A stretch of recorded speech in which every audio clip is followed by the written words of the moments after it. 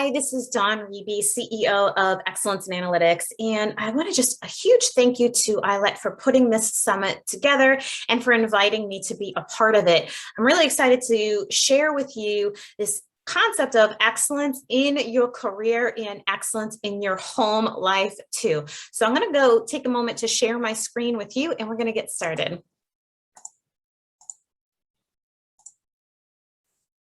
Okay, so here we go. Excellence in career and excellence in life. There is a way to really give all you can to your career and still be really happy in your home life.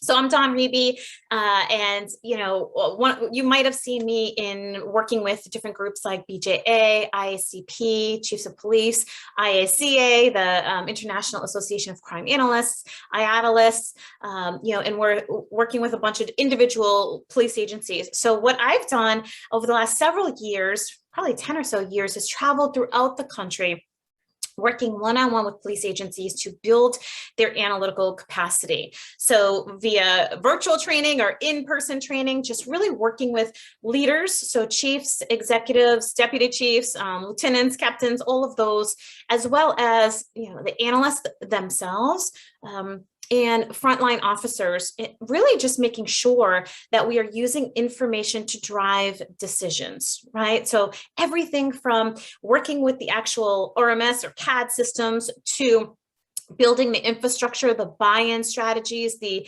operational strategies, the assessment of those operational strategies, all around using information to work smarter, not harder. And what I've seen from my experience, especially over the last several years, is this lack of work-life integration in a law enforcement environment. And so one of the things we've done over the last couple of years is work one-on-one and in group with individuals to simply transform them, to transform their work-life harmony and ensure that they are giving everything that they can at work, having the systems, the operational systems at work that really provide the most amount of productivity and efficiency, all while creating that joy and happiness at home. Not waiting till you retire to actually enjoy your life. So today we're going to walk through how exactly to do that. My hope for you at the end of this training is to really understand the relationship to building in a joy of life while you are creating a career of excellence. So let's get started.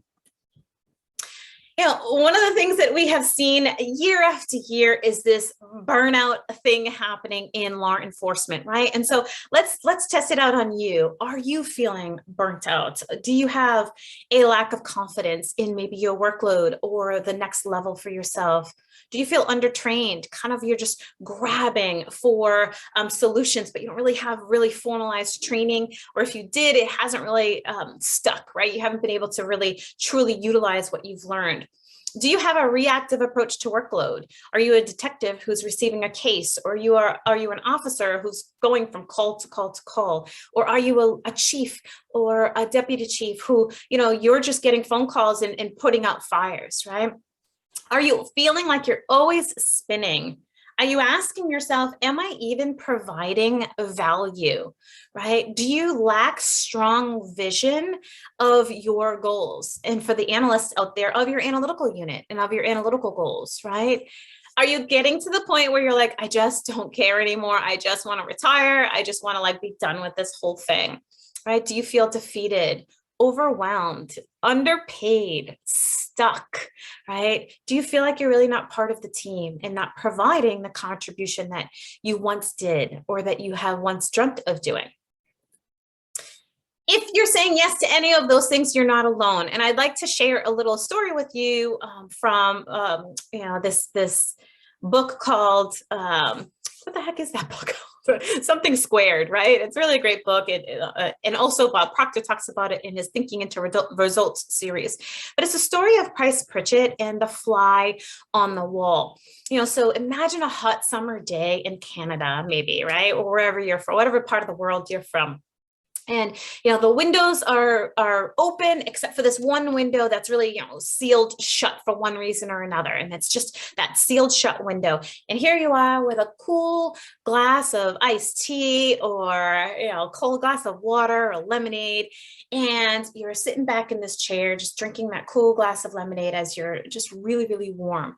And you go and you look at this window and you see this fly, right, at the window. We've all seen this, where the fly is buzzing frantically trying to get through that window. And its only strategy is flapping its wings harder to make it through the actual window, right? And so you look at this fly and you're like, there's no way you're going to make it through that window by just flying harder. But the fly is so intent that that is the only strategy it's implementing, that it flies, pushes harder and harder. And if it only looked up, it would see that all the other windows and a door about 10 feet away is wide open. And if it simply shifted its, belief, it shifted its strategy, it would just look up and look over at this door, it could simply fly free. But instead, the fly is constantly pushing against that window. And what will happen? It'll eventually die at that windowsill.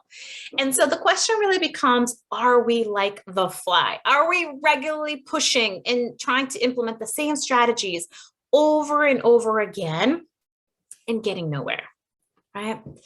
So are you like the fly? Are you saying there's nothing I can do to make a change? This is just the way that it is. Are you, thinking that your boss is a micromanager, or, this is how policing is, and this is what being a detective is like? Or maybe you're the chief and you're just like, hey, these are the things that I have to deal with as chief, and I just have to take it as it is. Or do you say to yourself, maybe you're the analyst or the dispatcher, and you say, they expect me to do everything, and this is just the way it is, right? I don't want to make waves. I don't have enough energy to really do anything differently, right? So sometimes we get so wrapped up in this government way of living, right? We are reactive to the things that are thrown in our lives, that we just keep on pushing, we keep on spinning, and eventually we get so burnt out. And I'm here to share with you that there is another way. There's another way to be excellent in your career, right? And excellent in your home life.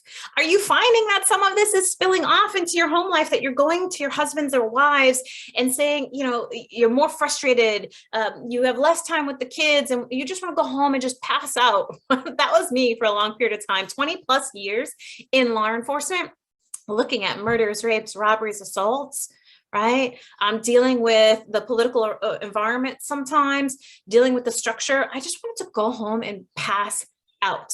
And we see this so much in law enforcement, in emergency response, in fire, where we are so heightened in our careers that we go home and we often take it out on our families.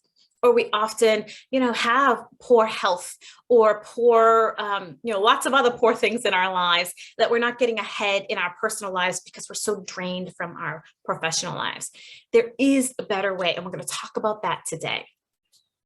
What if you felt valued, confident, knowledgeable, purposeful, balanced?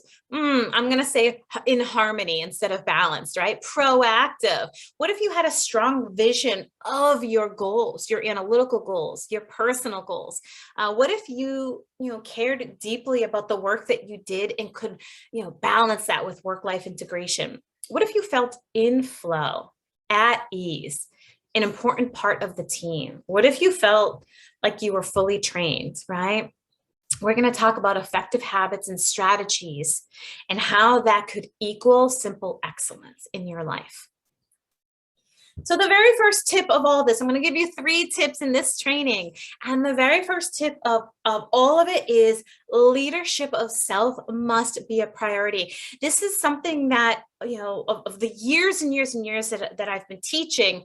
We teach tactical, we teach, the how-tos, we teach the analytical strategies, we teach, infrastructure. And never once have we talked about this leadership of self as a priority until about 3 years ago. And since we have been teaching leadership of self as a top priority, as the number one priority, we have seen so much success. I mean, you have high divorce rates, you have high illness rates, you have high obesity rates, you have all of these things from people in policing. Or when we retire, we're like, what the heck do we do with ourselves? When you have leadership of self as a top priority, your life is of joy. Your work is much more productive, right? And so we're going to teach you how to get leadership of self as a top priority. So you're not waiting until you retire to enjoy your life. So let me ask you a couple of questions. Do you say to yourself, I never leave my desk? Are you a detective, an analyst, dispatch? Are you a chief, executive chief? Are you a captain, a service person, a service captain maybe? Are you an accreditation manager and you are not leaving your desk for lunch? You're writing grants, right? Maybe. You sit at your desk or sit for more than 1 hour at a time. Do you respond to emails and texts before or after work hours? Because you're thinking to yourself, they need me to respond right away. Do you have a goal to work out, but you're so darn tired that you can't get out of bed in the morning, or you just don't have time to go to the gym after work? Maybe you figured out a way to incorporate the gym in, and then all these other areas of your life are kind of taking a back seat. I haven't had a facial in months, or maybe for you, it is, I haven't gone golfing, or I haven't, gone fishing, or I haven't done anything I really enjoy for months and months. I just don't have the time. Are those the poison words that you say to yourself, Chief? I just don't have the time, right? My me time consists of passing out at night. And that was me for a very long time, working as a civilian in law enforcement, building analytical capacity in the state of New Hampshire, in the state of Massachusetts, all over the country, the United States, and eventually all over the world. Sometimes I felt with my travels like I just didn't have me time. That changed. Do you find that you are constantly getting sick, that you are shoving that Snicker bar down your throat just so you can, have some energy at work? Do you find that that's true? Extra coffee, you're living on extra coffee or Monsters, energy drinks and things of that nature. Do you feel run down? Do you feel run down, right? Do you feel like your to-do list is never ending? Do you have a hard time relaxing, or, you simply can't sleep at night? Maybe you're on the night shift and you can't sleep during the day. Maybe you don't get those 8 hours of sleep that we so desperately need to really optimize our bodies. Do you feel overwhelmed? Is it just simply overwhelming for you right now? Are you looking up and you're like, oh my gosh, one more thing? Are you getting overwhelmed and wrapped up? And are you saying to yourself, I can't remember the last time I did something for me, right? So this is, if you're saying yes to these things, if you're saying yes to more than one of these things, then the reality is you're probably not leading your life with leadership of self first. So lots of executives, lots of analysts, dispatch, officers, you get burnt out. We get burnt out. I was burnt out. My adrenals were, shutting off. I was exhausted. I was depleted, right? I was driving into Boston, which was about 30 miles away, but would take about 2 hours to get to because of traffic. And, if I wanted to work out, it would have to be at 4 o'clock in the morning in order for me to work out. I wasn't having, family time really, because I was getting home so late at night. And then when I did get home with my family, I was like, I got to work at this. It was really tiring. Friends, forget about it. It was just like on the weekend, have some drinks and just like have a good time. There wasn't real progression in my personal life for a very long time. It was just kind of like, I need a break from everything.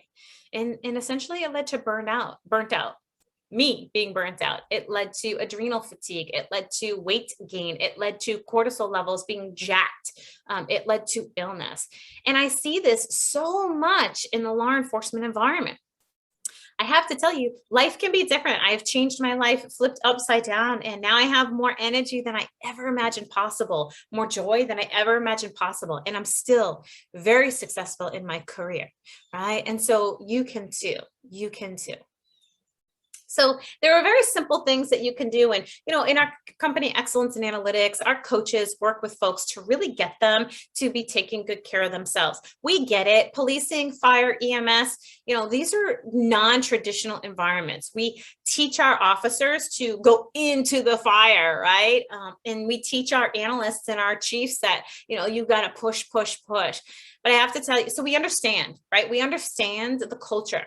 But this is about shifting the culture into a more productive, proactive, sustainable, long-term culture that promotes physical, emotional, mental wellness, spiritual wellness. So these are some simple things that you can do today to walk away from this and take good care of yourself. Ecotherapy, get more involved with nature, get outside, plant your feet onto the earth. There's all kinds of things that you can do to just sit with nature. Stepping away every 60 minutes. You should not be sitting at your desk for 4 hours. Stop it. Don't do it. Set an alarm, do what you need to do to walk away every 60 minutes. You can stay working within your hours. You don't have to take every single overtime. Money is not everything. You don't have to take a bunch of overtime. Quality of life is key. And maybe you're not even taking overtime. You're just answering your phone or answering your emails at 10 o'clock at night or 2 o'clock in the morning. You don't have to do all that. There's better systems that you can implement that can still get the work done, can still make you available where you're not at a heightened state all times. We work with real-time event center individuals. We work with, chiefs who have to be on alert and other folks who have to be on alert. There's better systems and better ways to do this. Take a lunch, get away from your desk, set quality boundaries. We have a whole series on boundaries that can really help you whatever stage you are in the policing world. Finding the pause. We teach this, find your pause. Really just creating these opportunities to take that break, even if it's 30 seconds. The intention has to be there.